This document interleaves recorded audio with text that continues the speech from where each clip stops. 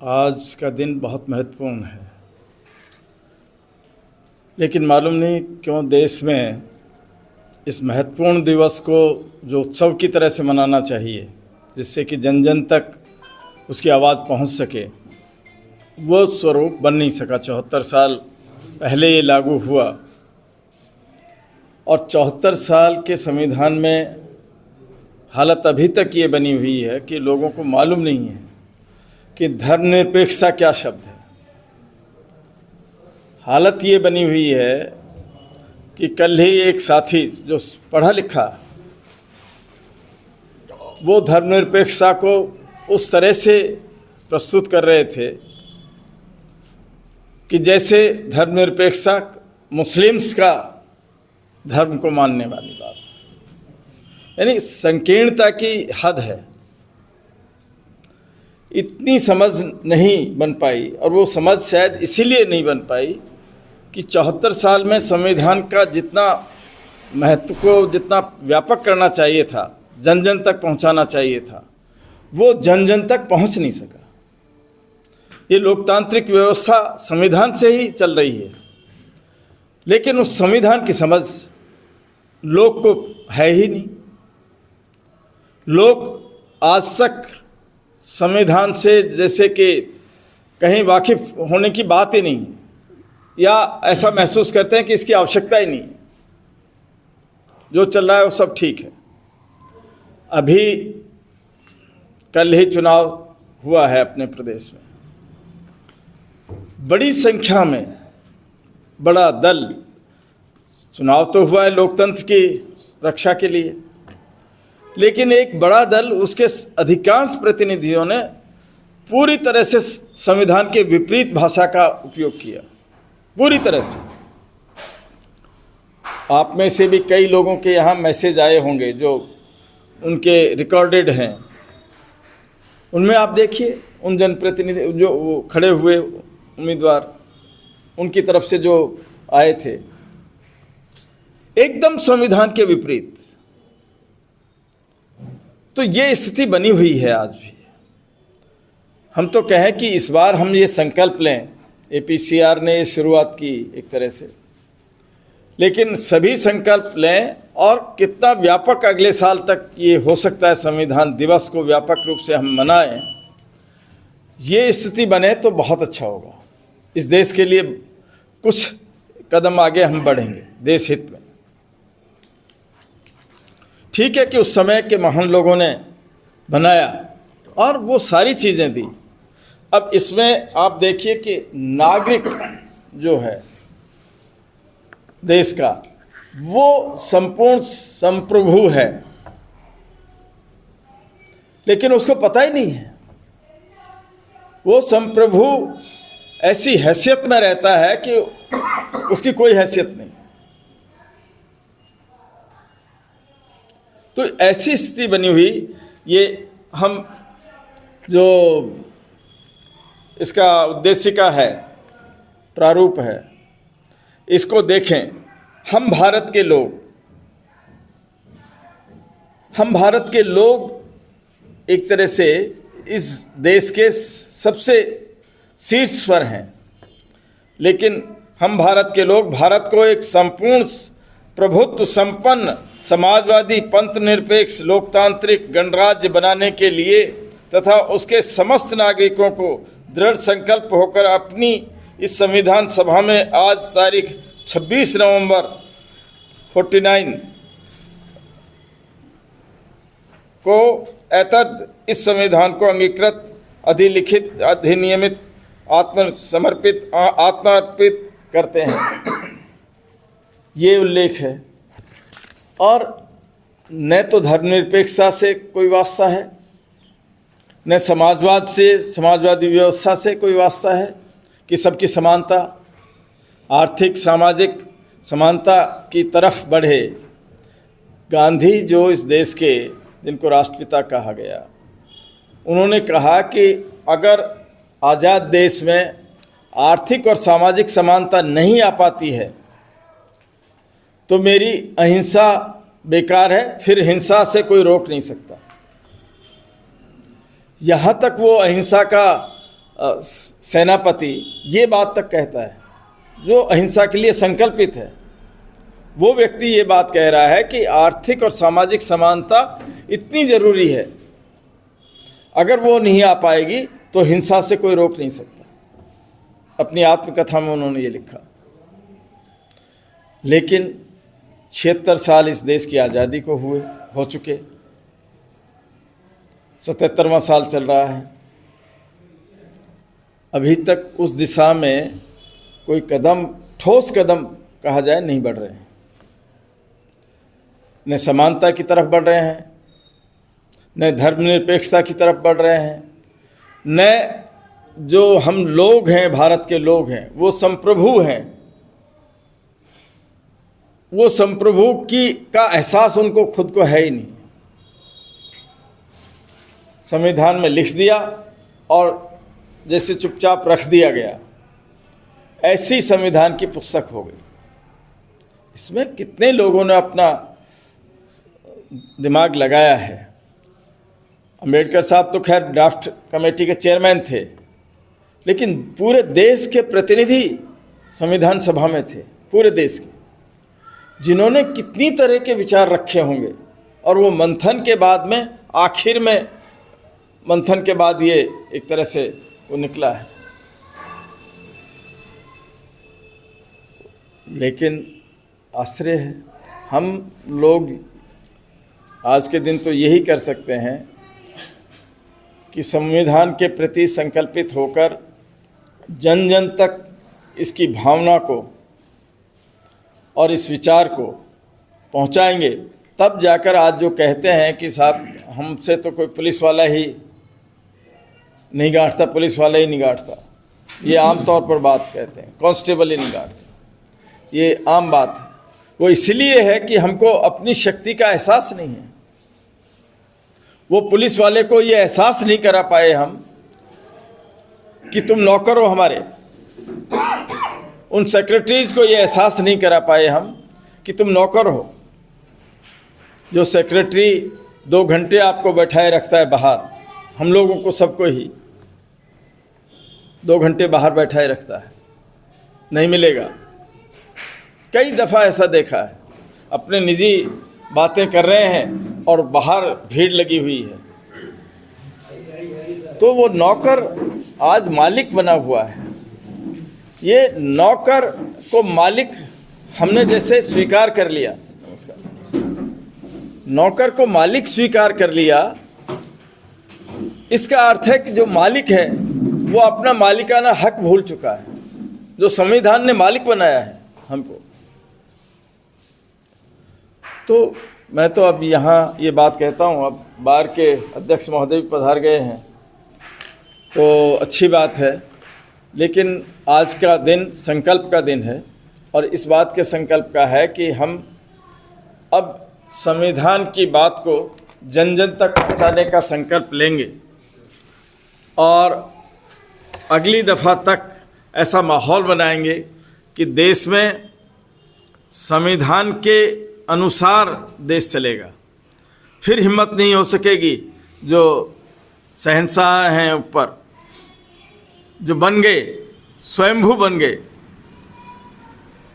जन स्वयं देखा जाए तो जनता है शहंशाह तो, लेकिन ऐसे वो एहसास कराते हैं शहंशाह ही हैं। आज चाहे जिसको ईडी है, सीबीआई है, जेल है, कितने पत्रकार आज जेल में पड़े हैं, कईयों की हत्याएं हो चुकी हैं, चाहे जो उनकी मर्जी होती है जैसे चल रहा है।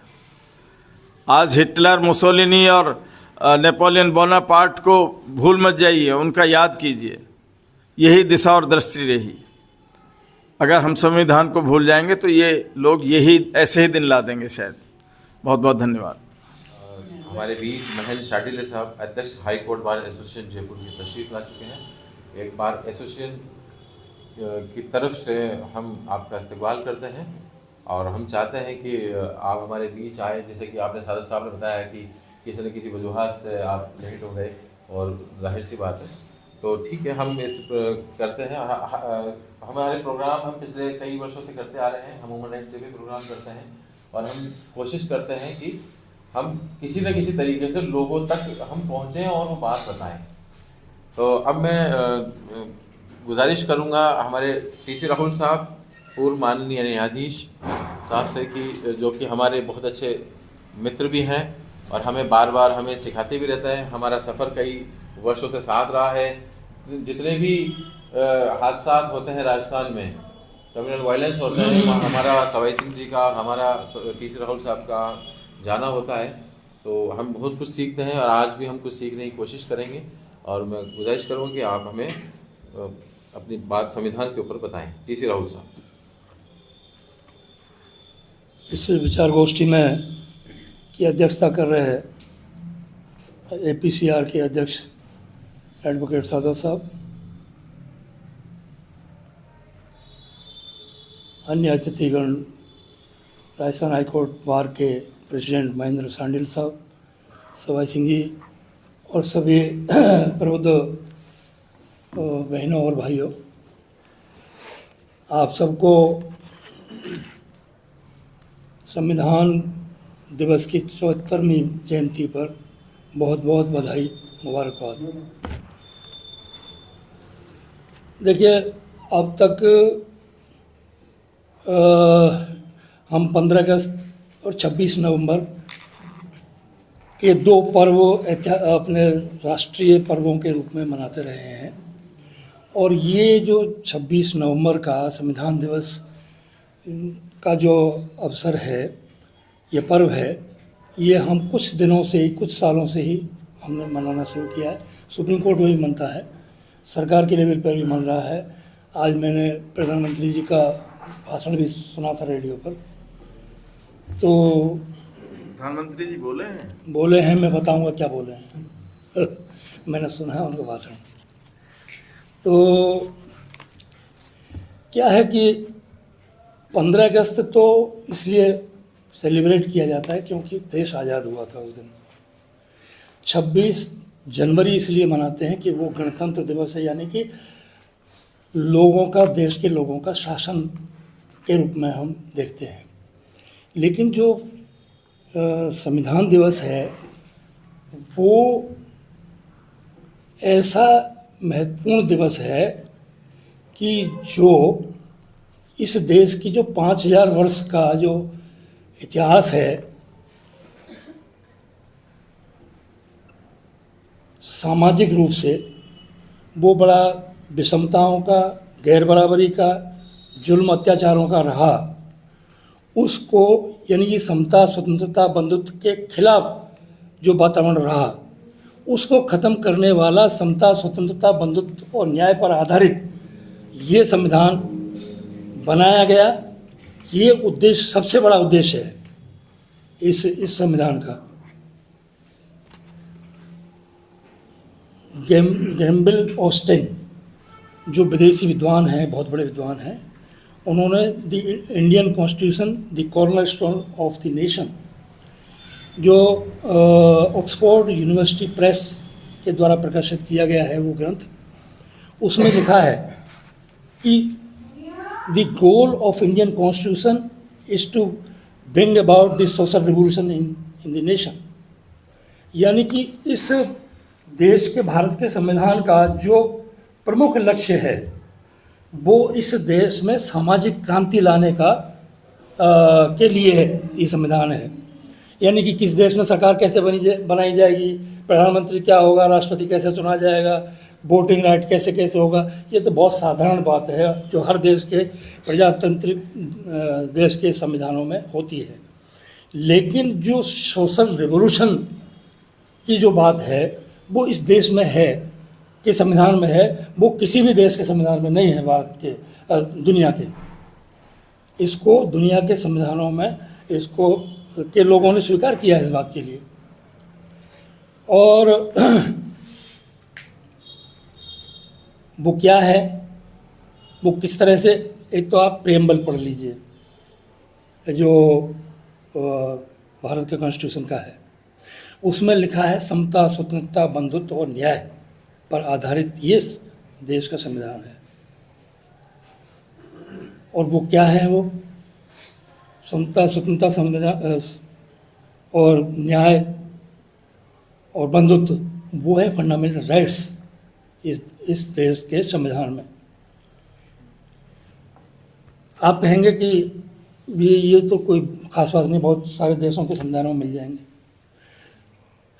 भारत, इंग्लैंड का की डेमोक्रेसी है वो सबसे पुरानी डेमोक्रेसी है, 500 वर्ष से ज़्यादा।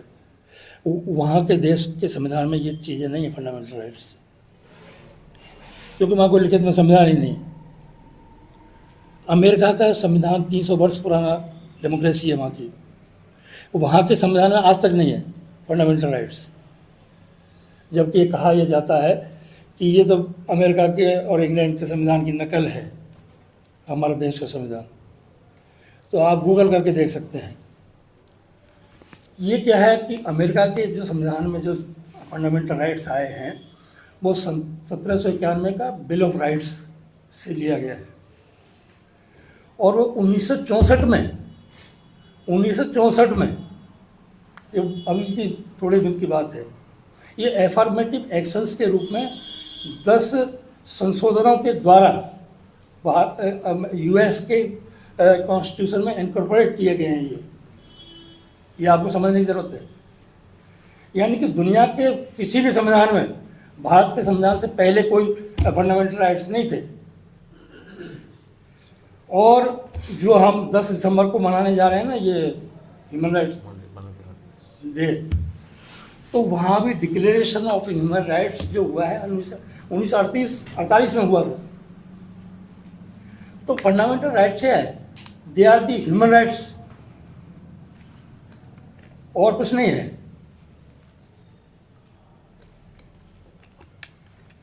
तो ये बहुत बड़ी बात है। मैं ये कह रहा था कि 5000 वर्ष से ये असमता का जो असमानता का जो इस देश में वातावरण था, आर्टिकल 13 के द्वारा जो इस तरह के ऐसे धर्म ग्रंथ थे जिनके द्वारा इस देश में शासन किया जा रहा था, उनको अनकॉन्स्टिट्यूशनल घोषित किया संविधान में, कि जो समता, स्वतंत्रता, बंधुत्व और न्याय के खिलाफ जो भी कानून इस देश में चल रहा था किसी भी ग्रंथ के द्वारा, वो अनकॉन्स्टिट्यूशनल है, ये संविधान कहता है। तो ये it is a social revolution in the country. ये बात समझने की ज़रूरत है हमको। देखिए, भारत का संविधान जो है कोई एक आदमी के द्वारा किसी ने लिख दिया हो और उसको मान लिया गया हो, ऐसा नहीं है। 389 सदस्य थे कॉन्स्टिट्यूंट असेंबली में, उसकी एक ड्राफ्टिंग कमेटी थी, उसका एक चेयरमैन था, दोनों के, कॉन्स्टिट्यूंट असेंबली के भी और ड्राफ्टिंग कमेटी के भी। ड्राफ्टिंग कमेटी के 7 मेंबर थे, जिसके चेयरमैन डॉक्टर अम्बेडकर थे। कृष्णमाचारी, टी कृष्णमाचारी, के मुंशी जैसे जो प्रमुख सदस्य थे वो उस ड्राफ्टिंग कमेटी के मेंबर थे। उन्होंने खुद ने कहा है कि उस ड्राफ्टिंग कमेटी के 2 सदस्य फॉरेन में रहते थे, वो आए नहीं यहाँ पर। एक सदस्य की मृत्यु हो गई, एक सदस्य बीमार रहता था, वो आता नहीं था। एक सदस्य मद्रास में रहता था, जो आज तमिलनाडु है, वहाँ से नहीं आता था। और ये सारा काम डॉक्टर अम्बेडकर के ऊपर आ गया, और उन्होंने करीब 10 महीने में इसको ड्राफ्ट कर दिया था। हालांकि इसको पारित करने में 2 साल 11 महीने 17 दिन लगे थे। कैसे लगे थे? करीब 10,000 मतलब बना करके ड्राफ्ट पूरे देश में उसको बंटवाया गया, और ऑब्जेक्शंस इनवाइट किए गए थे कि क्योंकि हमारा देश का संविधान क्या कहता है, we the people of India. हम हमारे देश के संविधान को हम बनाते हैं, एडॉप्ट करते हैं, इसलिए हमारे देश के लोगों से ऑब्जेक्शंस लिए गए थे, उनकी राय मांगी गई थी, सुझाव मांगे गए थे कि आप कैसा संविधान चाहते हैं। तो करीब 10,000 से ज़्यादा सुझाव आए थे, और 2,000 से ज़्यादा अमेंडमेंट पेश किए गए थे संविधान को पारित करने से पहले। और हर संशोधन पर विचार हुआ, और अधिकतर संशोधन जो है ना रिजेक्ट किए गए, अधिकतर संशोधन रिजेक्ट किए गए और वो संविधान 2 साल 11 महीने 17 दिन में पारित हुआ। तो ये भारत का संविधान क्या वो है। तो अब जैसे मैं अभी जिक्र कर रहा था कि हमारे प्रधानमंत्री जी का आज वो है भाषण आया, मैंने सुना है, तो एक शब्द भी तो कॉन्स्टिट्यूएंट असेंबली के चेयरमैन का नाम एक बार भी नहीं लिया उन्होंने, डॉक्टर राजेंद्र प्रसाद का, कि उस कॉन्स्टिट्यूएंट असेंबली के कोई अध्यक्ष भी थे क्या, कोई राजेंद्र प्रसाद नाम थे। उस ड्राफ्टिंग कमेटी के चेयरमैन का नाम नहीं लिया कि किसी या ड्राफ्टिंग कमेटी के मेंबरों का नाम नहीं लिया, डॉक्टर अम्बेडकर का नाम नहीं लिया। अब ये विचार है मतलब हमारे देश के शासकों के हैं। सर उसके लिए मैं माफ़ी चाहूँगा, बीच में बोलना हूँ, थोड़ा पढ़ा लिखा होना ज़रूरी है कि वहाँ तक पहुँचने के लिए कि किसने बनाया, कौन अध्यक्षता कर रहे थे। मैंने बताया ना आपको 7 मेंबर थे। उनका कहना है कि हमारे पीएम जो हैं उनकी ज्ञान चौथी पास राजा वाली कहानी। हाँ अच्छा अच्छा, खैर। और दूसरी बात मैं आपको बता दूं कि आज के दिन ही सुप्रीम कोर्ट ऑफ इंडिया के परिसर में डॉक्टर अम्बेडकर की प्रतिमा का अनावरण हुआ है और वो अनावरण किया है राष्ट्रपति मुर्मू ने, जिस मुर्मू को राष्ट्रपति को संसद भवन के इनॉग्रेशन में ना तो इनॉग्रेशन करने दिया ना बुलाया गया उनको। तो उनके द्वारा हमारे चीफ जस्टिस ऑफ इंडिया ने उस प्रतिमा को अनावरण करने के लिए बुलाया है प्रेसिडेंट ऑफ इंडिया को। तो ये दूसरी बात है। तो कहने का मतलब ये है कि आप कहेंगे कि ऐसी क्या बात है, आज तो हमारा देश के संविधान को लागू हुए बहुत साल हो गए हैं, तो बहुत ज़्यादा विकास हो गया, बहुत सारी सामाजिक विषमताएं खत्म हो गई हैं, बड़ा सामाजिक और आर्थिक रिवोल्यूशन आ गया है। तो आपने 2 महीने पहले ही सुना होगा कि इस देश की राष्ट्रपति द्रौपदी मुर्मू को मंदिर में घुसने नहीं दिया, आपको मालूम होगा। इससे पहले रामनाथ कोविंद उनको पुष्कर के मंदिर में, राजस्थान में ब्रह्मा जी के मंदिर में घुसने नहीं दिया। ये तो राष्ट्रपति की हालत है, तो आप आम लोगों की क्या आप वो करेंगे। राजस्थान की वो है कि कोई मूछ रख लेता है, उसके उस बात पर दलित की गर्दन काट दी जाती है। कोई दलित का बच्चा स्कूल में मटके में से पानी पी लेता है, उसकी हत्या कर दी जाती है। तो देश की हालत ये है, देश का संविधान यहाँ है, इस स्थिति में है, तो आप इसको क्या कहेंगे। यानी कि बहुत सारी बातें हैं, वो तो अलग बात है, पर मैंने तो 1-2-3 उदाहरण बताए हैं। बाकी आप दूसरी साइड में देख लीजिए, आपका प्रेस मीडिया, उसकी क्या हालत बना रखी है। कोई मीडिया वाला कुछ भी कह देता है, अंदर कर देते हैं, 1-1 साल तक अंदर पड़े रहे। सर वो कहते भी नहीं है, मेन बात तो ये है, वो कहते भी नहीं है। हाँ, आप ये देखते कि आज़ादी खत्म ही कर दी आज गई है। एबीसी में भी ज़्यादा, आज तक कितने न्यूज़ चैनल सब गवर्नर तरफा। नहीं तो आज जो इतना बड़ा काम हो रहा है सुप्रीम कोर्ट में, डॉक्टर अम्बेडकर की प्रतिमा का अनावरण राष्ट्रपति कर रही, कहीं किसी अखबार में, कहीं चैनल पर आपने देखा कहीं? तो आप क्या कहेंगे आप इसको। तो आप गवर्नरों की हालत देख लीजिए। सुप्रीम कोर्ट ने ये कहा है इस महाराष्ट्र के मामले में कि गवर्नर को जो है ना, इसको उद्धव ठाकरे को अपने सदन में बहुमत साबित करने के लिए नहीं कह सकता था गवर्नर, लेकिन कहा। तो उन्होंने कहा कि ये बिल्कुल अनकॉन्स्टिट्यूशनल है। अब कितने लोग जो है ना इधर से उधर चले जाते विधायक, उनको 2-3 साल 4 साल तक उन पर कोई फैसला नहीं लेता है स्पीकर, है ना। गवर्नर जो है ना विधानसभा से पारित हुए विधेयकों को रोक करके बैठ जाता है, जबकि कॉन्स्टिट्यूशन में ऐसा है कि वो रोक ही नहीं सकता, या तो वापस करेगा या पास करेगा, लेकिन चल रहा है। तो ये क्या है? अब ईडी और सीबीआई और आईटी की तो आपने कह चुके हैं सवाई सिंह जी, क्या हो रहा है? चुनी हुई सरकारों को के विधायकों को खरीद फरोख्त करके उनको गिरा दिया जाता है। कितनी सरकार गिरा रखी है? तो ये क्या है? ये डेमोक्रेसी है? ये संविधान है देश का? तो ये बहुत बुरी स्थिति है आज की स्थिति में, तारीख में। तो इसको बहुत गंभीरता से हम लोगों को लेना चाहिए। और इसके लिए क्या है कि APCR जैसे और बहुत सारे संगठनों को एक मंच पर आना चाहिए और उन पर विचार करना चाहिए। संविधान को बचाने के लिए देश के सामाजिक जो वो है भाईचारा है, उसको बचाने के लिए, बढ़ाने के लिए प्रयत्न करने चाहिए। ये हमारी बहुत बड़ी जिम्मेदारी है। तो मैं इतना कह करके अपनी बात समाप्त करूँगा। बहुत बहुत धन्यवाद। कि हमने अपनी नस्लों को इसको समझाने की और इसको पढ़ाने की कभी कोशिश ही नहीं करी। हम अपने 3 साल के बच्चे को कलमा याद कराते हैं, हम अपने 3 साल के बच्चे को नमाज याद कराते हैं, हम 7 साल के बच्चे को रोज़ा रखवाते हैं, तमाम काम करते हैं ना। तो हमने कभी अपने बच्चों को 3 सेक्शन तो नहीं पढ़ाए इस कॉन्स्टिट्यूशन के। तो आज हम बात करते हैं, ये बात सही है, लेकिन उसमें जिम्मेदारी हमारी ही ज़्यादा है कि हमने हमेशा लेने की बात करी। और कोई भी ख़जाना वो एंड हो ही जाता है उसका एक दिन, जब आप उसको वापस नहीं लौटाते, यूज़ नहीं करोगे। जब आप उसको यूज़ नहीं करोगे तो वो ख़त्म हो जाएगी वो चीज़। और ये एक इल्म का दरिया है, और इल्म हमेशा बांटने से बढ़ता है।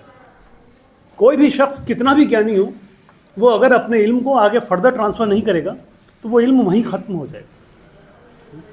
तो हम नहीं कर रहे उस काम को, हमने उसको करना बंद कर दिया।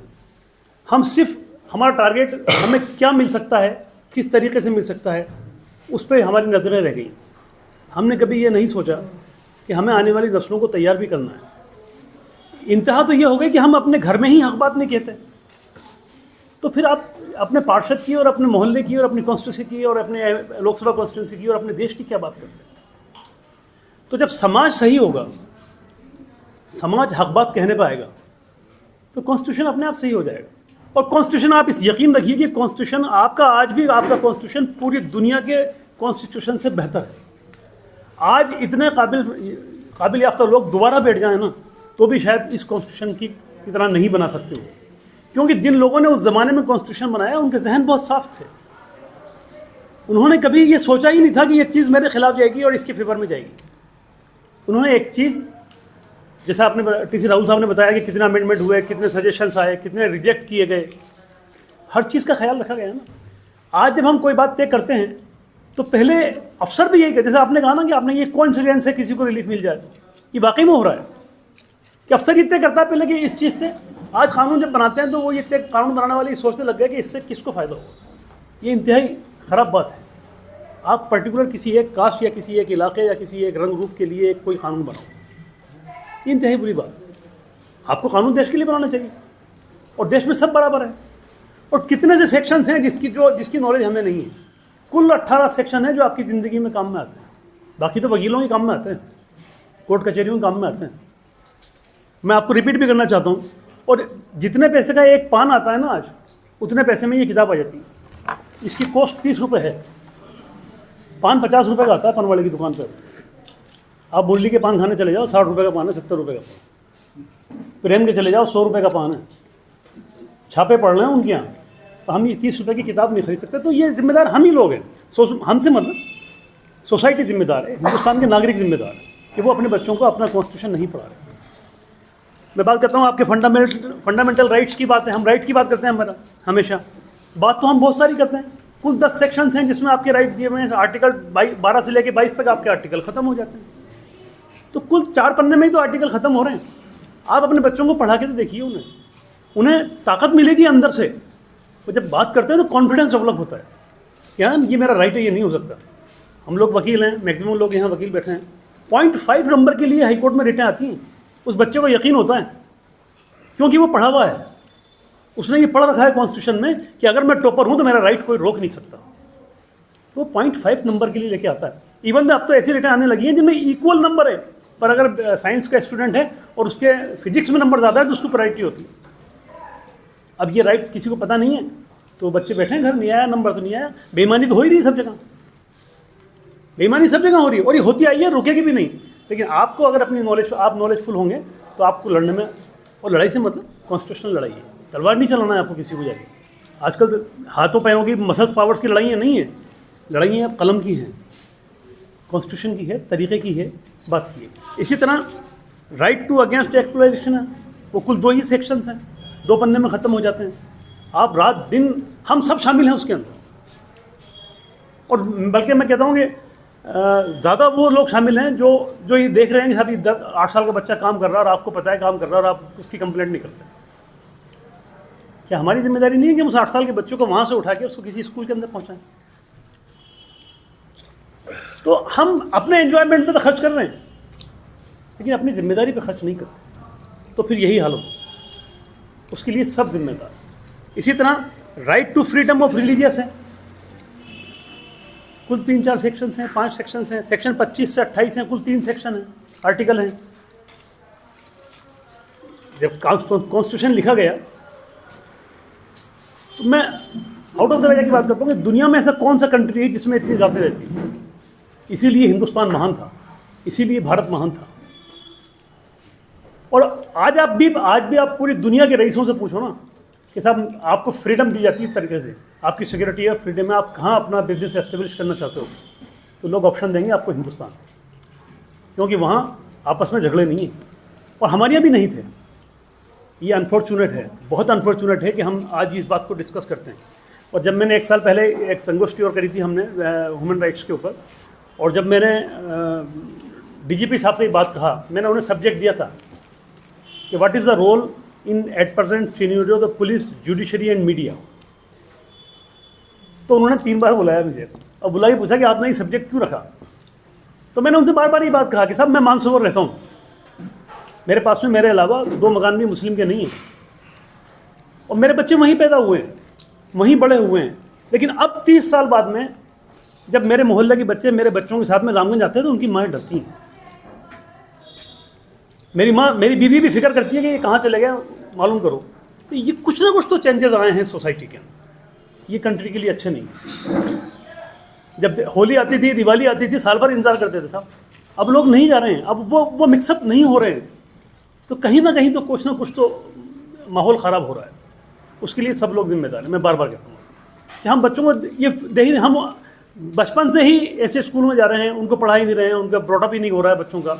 उनके दिमाग में मीडिया ने कुछ तो खास तौर से मीडिया ने 24 घंटे जो टीवी चलता है घरों के अंदर, उसने वो 5 पैनल बिठा के उनके जहन के अंदर वो बात भर दी है कि अब बच्चों को वहाँ से निकालना बहुत मुश्किल है। तो जैसा आपने कहा कि आप 2 आदमी को भी समझा दें तो अचीवमेंट है, आप अपने आप को सही कर लें, अपने पड़ोसी को सही कर लें और उसके घर के 3 आदमी सही कर लें, और ये काम हर आदमी शुरू कर दें। तो ये ख़राब तो 70 साल में हुआ है, लेकिन यकीन जानिए अगर ये काम हमने शुरू कर दिया तो ये अच्छा 10 साल में ही हो जाएगा। लेकिन अब अगर हम बात यहाँ से करके उठ जाएँ और बाहर जाके उसी ढर्रे पे हम भी चलने लग जाएं जिस पे सब चल रहे हैं, तो फिर इन संगोष्ठियों का, इन प्रोग्राम्स का, इस गेट टुगेदर का कोई फ़ायदा नहीं। तो अपने बच्चों को, और रास्ता आपका सिर्फ एक ही है, इन तमाम चीज़ों का रास्ता एक है कि आप अपने बच्चों को एजुकेशन दें। एजुकेशन में सिर्फ कुरान और हदीसें ही नहीं आती हैं, वो तो आपका अपना पर्सनल एजुकेशन है। आप जिस देश में भी रहते हो आपको उस देश का कानून मानना होता है, वहाँ का फॉलो करना होता है। वो हमारा अपना रिलीजन है, हमारे घर के अंदर है, हमारी मस्जिद के अंदर है। सड़क पे तो एक्सीडेंट होगा तो motor vehicle accident law applicable होगा ना। आप स्कूल में जाते हो तो वहाँ आपके एजुकेशन राइट्स आपके होंगे ना। तो ये सब चीज़ें आपको अपने आप को करनी होंगी, और इस उम्मीद के साथ में कि हम अलग अलग इलाकों से आते हैं, अलग अलग कम्युनिटीज़ से आते हैं, तो हम अपनी इन बातों को आगे करें। और मैं तो ये भी कहता हूँ कि ये प्रोग्राम फर्दर नेक्स्ट टाइम जब हम करने की कोशिश करें, इसको हम पब्लिक मीटिंग में करें, और जहाँ हम इतने मज़हब के लोग एक साथ बैठ के बात करेंगे ना तो मैसेज जाता है। हमारे एक दोस्त है मानसरोवर के अंदर, वो कहते हैं साहब रामगंज, मैं कहती मेरे साथ चलिए, आप खुली गाड़ी में चलिए, आप चलिए। मीडिया ने आपको डरा दिया, ये मैं हमारे प्रेसिडेंट साहब ने, कौन सी गली मुस्लिमों की ऐसी है जो आपकी देखी हुई नहीं, और कहाँ डर लगता है इनसे पूछो। मेरी पैदाइश खरादियों की मस्जिद की है। आप बताओ, खरादियों की मस्जिद की 28 साल रह के गया हूँ, पैदा यहाँ हूँ। और खरादियों की मस्जिद, कोलियों की कोठी सेंसिटिव एरिया है पूरे जयपुर का। मुझे आज तक समस्या नहीं हुई, आज तक सारे मेरे नहीं, मैं 40 साल से मानसरोवर में हूँ, मुझे कोई समस्या नहीं है सर। मेरे तो शायद मकान में जो है किराएदार थे। तो यही तो हमारा हिंदुस्तान था ना, यही तो हमारा कल्चर था ना, इसीलिए तो हमारा देश महान था। हम अफगानिस्तान की वहाँ तो सारे मुसलमान हैं ना, फिर भी मस्जिदों में बम फटते हैं। मंदिर के पास अमेरिका में सारे क्रिश्चियंस हैं, सारे यहूदी हैं, वहाँ भी वो एक मैं बच्चा कहीं कुछ नहीं किया। Yes, this is- 450 करीब मुस्लिम वोट है मेरे हाई कोर्ट में, और मैं दावा करता हूँ 420 440 लेता हूँ। हम सब चीज़ें इसका ख्याल रखें और इसको जितना अपने बच्चों को ट्रांसफ़र कर सकते हैं, इस एजुकेशन को, इस राइट्स को, इस कॉन्स्टिट्यूशन को, उनको समझाएंगे बेटा तुम्हें क्या अधिकार हैं, क्या तुम्हारी ड्यूटीज़ हैं। सिर्फ अधिकार की बात नहीं करो। आप रोज़ आप सब ने अपनी ज़िंदगी में देखा होगा कि एक्सीडेंट होता है, लोग सड़क पर छोड़ के चले जाते हैं, उसको नहीं उठाते। मैंने अपने ज़िंदगी में 2 एग्ज़ाम छोड़े और मुझे हॉस्पिटल पहुँचाने तक तो ये पता ही नहीं पड़ा, क्योंकि वो जो औरत हस्बैंड वाइफ आ रहे थे, एक पेड़ के जो लगा हुआ था ट्री गार्ड, वैसे आड़ा पड़ा हुआ था, उसमें वो इतनी ज़ोर से गिरी वो औरत, सिर्फ औरत ही दिखी हमें तो, बिल्कुल रात का अंधेरा था। वो आदमी, वो तो जब बहुत देर बाद पता पड़ा कि इसका शोर उधर पड़ा हुआ है, लहू ब्लडिंग चल रही है बहुत ज़बरदस्त, और वो तो मतलब वो भूल गई किस मज़हब की है। वो कभी लगे है राम, कभी अल्लाह, है भगवान, फिर पता नहीं कौन कौन से उनको याद करने लगे, समझ में नहीं आया। मैंने कहा भैया मैंने पूछा, डर गई वो तो। मैं पूछा क्या हो गया, कि साहब ये गिर गए, सर फट गया पूरी तरह, तो उसके खून जा रहा। दोनों भाई थे ज़कावत और मैं। ऑटो वालों को रोके तो कोई ऑटो नहीं रुके उस बुलेट को ले जाने वाले के। आखिरी कि मैं 10 कदम दूर जाके खड़ा हुआ, वहाँ जाके ऑटो रखा, उसके गिरबान पकड़ के ले गया ऑटो वाला का, मुझे डाली से गाड़ी के अंदर। हैवी आदमी था, हम 2 भाई से उठ नहीं रहा, उसका हाथ लगवाया, उसको उठाया, हॉस्पिटल पहुँचाया, ज़िंदगी बच गई सर। तो आज उस बात को 25 साल हो गए। आती है वो फैमिली हर साल आती है मेरे पास से मानसरोवर रिलेशन है। आपने एक जान बचाई, एक ज़िंदगी, तो लोग डर के, अरे मैं कहता हूँ साहब मान लीजिए आपको 5 बार कोर्ट जाना पड़ गया, क्या फ़र्क पड़ गया? एक ज़िंदगी बचा दी आपने, 5 बार कोर्ट चले गए तो क्या हो गया? तो अपनी जिम्मेदारियों से मत हटिए। हज़ारों हर लम्हे आपको अपनी जिम्मेदारियाँ दिखती हैं, उसमें कुछ ना कुछ कंट्रीब्यूट कीजिए। से, लेकिन ज्ञान ध्यान और उससे हमारा संविधान मिला हमको। और वर्तमान में जो लोग वाक कहते हैं कि भाई संविधान बदल दिया जाएगा, ये कर दिया जाएगा, तो मैं इस गोष्ठी से, और पहले भी मैं इस बारे में APRC मीटिंग में था, तो यही जानने की कि भाई ऐसा पॉसिबल है क्या कि संविधान बदलने की कोई कोशिश किस तरीके से सफल हो सकेगी, अगर कुछ लोग बाग जो अपने कुत्सित इरादों को सफल बनाना चाहेंगे तो वो हो सकता है या नहीं हो सकता, ये मेरे लिए जानना जो है बस इतना ही है।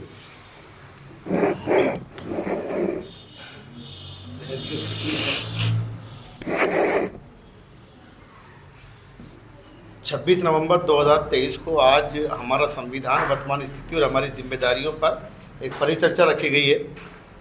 और इसमें हमारा संविधान जब देश की आज़ादी के बाद बना तो देश को चलाने के लिए, देश एक परिवार है, इसको चलाने के लिए कॉन्स्टिट्यूशन बना।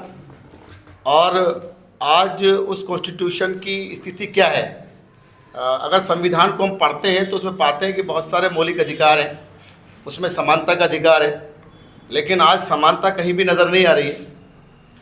और समानता कहीं नज़र नहीं आ रही है, इसका मतलब ये है कि कॉन्स्टिट्यूशन पर हमला हो रहा है।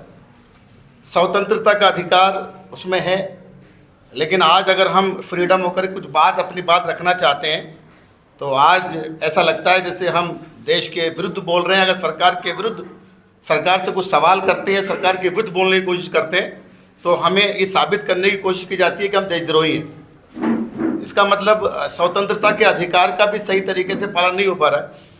और धार्मिक स्वतंत्रता का अधिकार है कि हम, ये कॉन्स्टिट्यूशन में है धार्मिक स्वतंत्रता का अधिकार, लेकिन आज अगर हम अपनी धार्मिक, अपनी मज़हब के हिसाब से, चाहे वो हिंदू समाज हो चाहे मुस्लिम समाज हो, जब हम अपनी धार्मिक स्वतंत्रता को देखते हैं तो बहुत सारी चीज़ें आज हमारे ऊपर हमले के तौर पे देखी जा रही हैं। मुझे नहीं लगता कि आज की जो वर्तमान स्थितियाँ हैं उसके अंदर हम आज़ादी के साथ अपने धर्म का पालन कर पा रहे हैं। और जहाँ एक अधिकार है शोषण के विरुद्ध अधिकार, आप देख रहे हैं कि नीची जातियाँ जो होती हैं, जो SC ST हैं या वाल्मीकि समाज हैं, उनके ऊपर बहुत सारी प्रॉब्लम क्रिएट हो रही हैं और उनका शोषण किया जा रहा है। तो जो शोषण के विरुद्ध हमारा अधिकार है उस पर भी हमला हो रहा है। हमारी जो भारतीय संस्कृति है और शिक्षा का जो हमें अधिकार मिला हुआ है, तो उसमें भी बहुत सारी चीज़ें हैं कि कहाँ स्कूलों में क्या होना चाहिए, क्या पढ़ाना चाहिए, क्या नहीं पढ़ाना चाहिए, मतलब कहीं भी स्वतंत्रता नज़र नहीं आ रही। और जो हमारा कॉन्स्टिट्यूशंस जिसको हम जुडिशरी कहते हैं, जहाँ से ये चीज़ लागू की जाती है, वहाँ पर भी कहीं ना कहीं हमले होते हुए देखे जा रहे हैं। इससे ऐसा प्रतीत होता है कि वर्तमान जो संविधान की स्थिति है वो बहुत ही शोचनीय है। और ऐसी स्थिति में APCR अपना लगातार कार्य कर रही है। और जयपुर के शहर के जनरल सेक्रेटरी होने की हैसियत से हम कोशिश करते हैं कि जहाँ जहाँ इस तरह के कुठारघात होते हैं, जहाँ इस तरह के हमले होते हैं, तो हम कोशिश करते हैं कि बाकायदगी से प्रोटेस्ट करके किसी भी तरीके से उनको रोका जाए और सरकार तक ये आवाज़ पहुँचाई जाए। उम्मीद है कि सब कुछ बेहतर है। आर्टिकल 14, 19, 20, 21 ये सब ऐसे आर्टिकल हैं जो आपको पूरी आज़ादी देते हैं कहीं भी जाकर, कहीं भी रहकर कोई भी काम करने के लिए। बट हमारे साथ स्थिति ये है कि सर अगर घर से बाहर भी निकलना है तो हमको परमिशन लेनी है कि साहब मैं ये गली पार कर सकता हूँ। जो आज की स्थिति बना दी गई संविधान की, तो संविधान में सबसे बड़ी चीज़ ये कि परिवर्तन नहीं हो सकता। उसका कुछ पार्ट आप बदल सकते हैं, लेकिन जो उसका मूल ढांचा है वो तब्दील नहीं कर सकते एट एनी कॉस्ट। बट जताया ऐसा जाता है कि साहब बदल देंगे, ये कर देंगे, वो कर देंगे, ये राष्ट्र है, वो राष्ट्र है। कुछ भी नहीं हो सकता, कुछ नहीं हो सकता। बस ज़रूरत है उन चीज़ों को जानने की, पहचानने की। तो ज़रूरत है इस पर मेहनत करने की। डॉक्टर भीमराव अंबेडकर साहब ने जिस सोच के साथ संविधान लिखा था, लेकिन आज उस तरीके से माहौल है वो अलग नज़र आ रहा है। चाहे वो राजस्थान हो, चाहे वो देश हो, मतलब पूरा ही माहौल ख़राब करने की कोशिश की जा रही है। और ये सिर्फ़ और सिर्फ किसी राजनीतिक पार्टी के द्वारा किया जा रहा है। संविधान को ख़त्म करने की बात की जा रही है, हिंदू राष्ट्र बनाने की बात की जा रही है। तो कहीं ना कहीं ये गलत है और इसको हम ख़त्म करना, ये चीज़ को अगर बंद रोक सकते हैं तो सिर्फ़ और सिर्फ हम हिंदू मुस्लिम सभी भाई हैं, सभी जाति समाज, सर्वधर्म सर्व समाज लोग एक साथ मिलकर ही कुछ कर सकते हैं, अन्यथा तो कुछ नहीं कर सकते। हमारा संविधान और वर्तमान स्थिति में हमारी जिम्मेदारियाँ बहुत ही अहम मुद्दा है। और यह अहम मुद्दा हमारे लिए सोचने का दिन भी है, क्योंकि आज ही के दिन हमारा संविधान बना था। डॉक्टर भीमराव अंबेडकर साहब ने अपनी टीम के साथ मिलकर इस कॉन्स्टिट्यूशन को आज के दिन कंप्लीट किया था।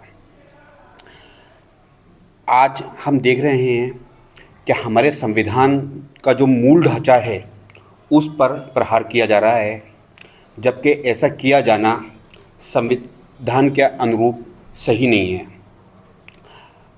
आज अगर ऐसा किया जा रहा है तो उसमें कहीं ना कहीं करने वालों की ही वो नहीं है, बल्कि हम लोग भी कहीं ना कहीं जिम्मेदार हैं। सिर्फ हम ये इम्पोज कर दें, इल्ज़ाम लगा दें कि कुछ लोग ऐसा हैं जो ऐसा करने की कोशिश कर रहे हैं, लेकिन सही बात यह है कि हमें ये देखना चाहिए कि ऐसा करने की वो कोशिश कर रहे हैं, उसके लिए हम क्या कर रहे हैं, उसको रोकने के लिए हमने क्या किया। संविधान केवल आज हम इंटेलेक्चुअल लोग हैं, एक खड़े हो गए, अपना खा लिया, पी लिया, सो गए, घूम लिए, फैमिली के साथ सब कुछ अपन कर रहे हैं, लेकिन क्या हम इस बात पर गौर कर रहे हैं कि क्या हमारी खुद जिम्मेदारी और भी कुछ है इसके अतिरिक्त, या सिर्फ हमारा खाना पहनना, घूमना फिरना, फैमिली को टाइम देना यही है? नहीं, बल्कि हमारे देश के लिए एक बहुत अहम जिम्मेदारी है। जिस फील्ड में हम लोग हैं उस फील्ड के लिहाज से भी हमारी बहुत अहम जिम्मेदारी है कि हम अपने संविधान की रक्षा करें।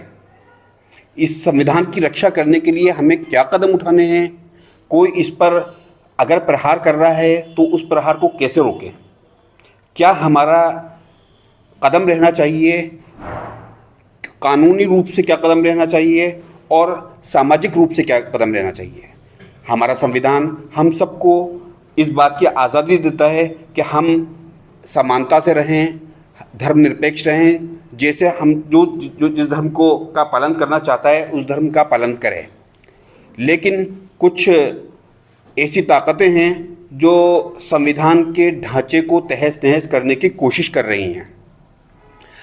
उनकी कोशिश को कामयाब होने के लिए कहीं न कहीं जिम्मेदार हम खुद भी हैं।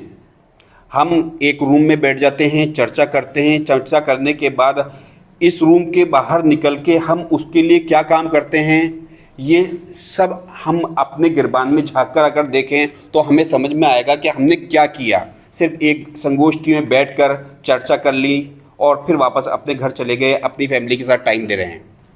अगर हम लोग अपनी जिम्मेदारी को बखूबी नहीं निभाएंगे तो वो दिन दूर नहीं कि संविधान पर प्रहार ही नहीं बल्कि संविधान को तहस नहस कर दिया जाएगा। अगर हम किसी के ख़िलाफ़ आवाज़ नहीं उठाएंगे तो ये होना ही होना है। इसलिए हमारी मूल जिम्मेदारी जो है वो ये है कि हम लोगों को एकत्रित करें, जागरूक करें और जो लोग हमारे साथ हमारे हम ख्याल हैं उनके साथ लगातार मीटिंगें करें और लोगों को और भी जो लोग हमारे साथी हैं उन लोगों को इसके बारे में समझाएं कि हमारी जो इस ताकतें हैं, जो संविधान विरोधी ताकतें हैं, जो संविधान के मूल ढांचे को तहस नहस करने की कोशिश कर रही हैं, उसके लिए हमें क्या कदम उठाने चाहिए। और बाकी वक्तागण हैं इस पर रोशनी डालेंगे। मैं अपनी बात को यहीं समाप्त करता हूँ। धन्यवाद। मैं यदिया वकार, मैं यही कहना चाहती हूँ कि हम यहाँ जिस टॉपिक के लिए आए हैं कि हमारा संविधान, वर्तमान स्थिति और जिम्मेदारी, इस जिम्मेदारी को हमको समझने से पहले उस प्रीएम्बल के जो मेन जो लफ्ज़ हैं उनके ऊपर हमें फोकस करके उनको समझना पड़ेगा ताकि हम उसको आगे उसको कैरी फॉरवर्ड कर सकें। सामाजिक आर्थिक न्याय, उसके अंदर सोसाइटी के अंदर किस तरीके से डेवलपमेंट हमको करना है, आर्थिक रूप से जो पिछड़े तबके हैं उनके लिए, और कोशिश हम पूरी कर रहे हैं। We should have a very good positive approach for people, because अगर हम अपने अंदर ही एक नेगेटिविटी ले आएंगे तो हम पॉजिटिविटी कैसे स्प्रेड करेंगे, पहली बात। दूसरी चीज़ ये है कि ये बात बिल्कुल सही है, हमारे साथी जो कह रहे हैं कि हमको अपनी जिम्मेदारी पूरी निभानी चाहिए, तो उसके लिए कोशिशें पूरी हैं और कोशिश करने वालों की हार नहीं होती। इसीलिए हम लोग यहाँ आए हैं और उम्मीद करते हैं कि हम इन कोशिशों में कामयाब भी होंगे। मैं सबिया परवीन। ऐसे तो सभी को पता है कि क्या इम्पोर्टेंस है कॉन्स्टिट्यूशन की, और कॉन्स्टिट्यूशन तो है ही मज़लूमों के लिए जिनके हक़ के ख़िलाफ़ काम किए जाते हैं। जो आज चल रहा है कंट्री में, डेमोक्रेसी को ख़त्म करने की जो कोशिश है, तो संविधान प्रोटेक्शन ही उन लोगों का है जिन पे जुल्म होता है, और संविधान कंट्रोल है सारी लेजिस्लेटिव एडमिनिस्ट्रेटिव बॉडीज़ का, गवर्नमेंट का, सरकार का, जो निरंकुश होकर काम करे। तो बजाय इसके कि हमें हताश होकर बैठ जाएं कि कंट्री में जो चल रहा है हम कुछ नहीं कर सकते, ऐसा नहीं है। जिस तरह से लोग कॉन्स्टिट्यूशन को या डेमोक्रेसी को बर्बाद करने की कोशिश कर रहे हैं, तो ऐसे ही पॉजिटिव लोग हैं बहुत से, इस मेंटलिटी के साथ, हिम्मत के साथ खड़े हैं कि इसको ख़त्म होने से बचाएंगे।